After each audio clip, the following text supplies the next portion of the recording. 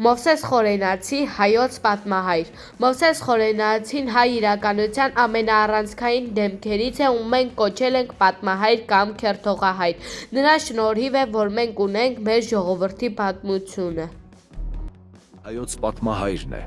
Նրա պատմություն հայոցը հայ պատմության ամենաարժեքավոր ստեղծագործություններից է։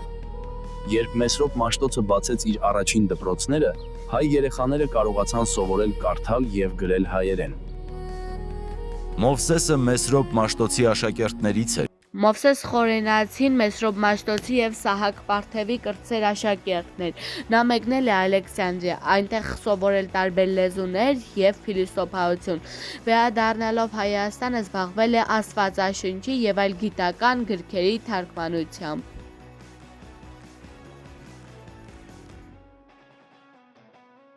Խորենացին գրել է բազմաթիվ երգեր, շարականներ, որոնք մինչ օրս լսվում են հայկական եկեղեցիներում։ Նա առաջինն էր, ով հայ գրականության մեջ բերեց աշխարհիկ շունչը։ Ի տարբերություն այլ պատմիչների, որոնք խոսում էին միայն կրոնական թեմաներով, նա շատ գեղեցիկ պատմում էր հայկական կենցաղը, որսը, երգն ու պարը։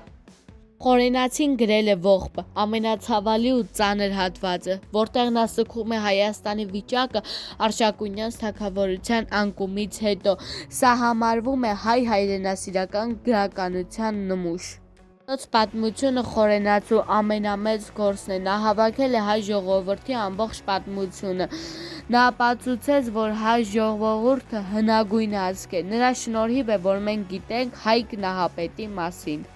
Մովսես Խորենացին այս պատմությունը գրել է Սահակ Բագրատունու պատվերով և ասել է. «Թեպետ մենք փոքր ածու ենք, բայց մեր երկրում էլ հիշատակության արժանի շատ սխրագործություններ են կատարվել»։